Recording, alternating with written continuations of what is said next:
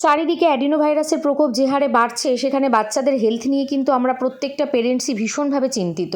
আর এই সিজন চেঞ্জের সময় শুধু বাচ্চা কেন, আমরা বড়রাও তো নানা রকমভাবে সর্দি কাশিতে এফেক্টেড হচ্ছি। আর ডাক্তারের কাছে যাওয়া মানেই রয়েছে একগাদা ওষুধ এবং অ্যান্টিবায়োটিক।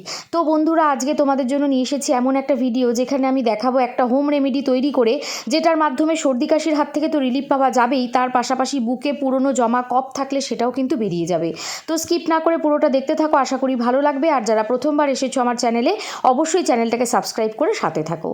দেখো, আমি কিচেনে চলে এসেছি এবং আজকে যে সমস্ত উপকরণগুলো আমি নিয়েছি, এটা কিন্তু ইজিলি সবার কিচেনেই অ্যাভেলেবেল। এখানে আমি নিয়েছি মধু, তারপরে নিয়েছি আমি 6-7টা লবঙ্গ। লবঙ্গগুলো অবশ্যই ফুল সমেত নেবে, এই মাথার ফুলটাই কিন্তু ভীষণভাবে কার্যকরী। এরপরে আমি নিয়ে নিচ্ছি গোটা গোলমরিচ, আর তার সাথে সাথে নিচ্ছি একটা পাতিলেবু, এক টুকরো আদা আর 3টে তেজপাতা, আর লাগবে সামান্য নুন। তো চলো এবার আমি শুরু করে দিই। প্রথমে আমি আদার টুকরোটা নিয়ে নিলাম এবং এটাকে ভালো করে স্কিন ছাড়িয়ে পাতলা পাতলা করে কুচি করে নিচ্ছি। এরপরে আমি লবঙ্গটাকে নিয়ে নেব এবং এটাকে সুন্দর করে থেতো করে নেব, দেখতে অনেকটা ঠিক এরকম হবে। এরপরে আমি নিয়ে নিচ্ছি গোলমরিচ এবং এটাকেও এরকম ভালোভাবে আমি ক্রাশ করে নেব, একেবারে মিহি দানা না হলেও কিন্তু হবে। তো চলো এবার আমি গ্যাস অন করছি এবং একটা প্যানের মধ্যে আমি লবঙ্গর গুঁড়ো, আদা কুচি, গোলমরিচ কুচি সবটা দিয়ে দেব এবং তার সাথে কিন্তু অ্যাড করে দেব জল।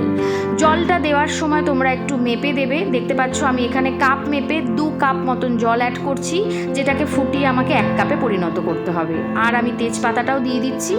তারপরে আমি এই প্যানটা ঢেকে দেব এবং এটাকে ভালো করে ফুটতে দেব। এরপর আমি অ্যাড করছি সামান্য সল্ট, এবং যদি কারোর হাই প্রেশারের সমস্যা থাকে তাহলে কিন্তু তোমরা এটা স্কিপ করতে পারো। গ্যাসটাকে অবশ্যই সিম করে রাখবে, তা না হলে জলটা কিন্তু খুব তাড়াতাড়ি শুকিয়ে যাবে। দেখতে পাচ্ছ বেশ কিছুক্ষণ ফুটতে দেওয়ার পর এখানে কিন্তু সুন্দরভাবে জলের রঙটা চেঞ্জ হয়ে গেছে, অর্থাৎ সমস্ত জিনিস থেকে এক্সট্র্যাক্টগুলো বেরিয়ে কিন্তু জলে মিশে গেছে। এরপরে আমি এটাকে ভালোভাবে ছেঁকে নেব এবং তাহলে রেডি হয়ে যাবে কিন্তু আমার এই স্পেশাল কাড়া। এবার আমি তোমাদেরকে ছোট করে বলে দিই যে আমি যে সমস্ত জিনিসগুলো এখানে ব্যবহার করলাম সেগুলোর ভেষজ গুণাবলীগুলি কী কী।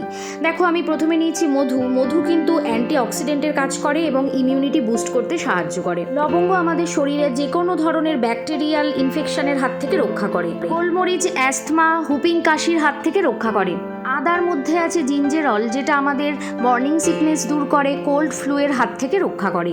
এছাড়া নিয়েছি তেজপাতা, যেটা রেসপিরেটরি সমস্যা দূর করে এবং ইমিউন সিস্টেম ঠিক রাখে। এরপর ফাইনালি এর মধ্যে 1 চামচ পাতিলেবুর রস এবং 1 চামচ মধু অ্যাড করলে কিন্তু রেডি হয়ে যাবে আমার এই বিশেষ পানীয়টি, যেটা ব্রেকফাস্টের পর এবং রাতে শুতে যাওয়ার আগে ঈষৎ উষ্ণ পান করলে সর্দি কাশির হাত থেকে চটজলদি উপশম তো মিলবেই, তার পাশাপাশি বুকে জমা কফ থাকলে সেটাও বেরিয়ে যাবে। অবশ্যই তোমরা ট্রাই করো, কেমন লাগলো কমেন্ট সেকশনে জানিও। আর যদি ভালো লাগে তাহলে অন্যদের সাথেও শেয়ার করো। আর হ্যাঁ, আমার চ্যানেলটাকে সাবস্ক্রাইব করতে কিন্তু ভুলো না।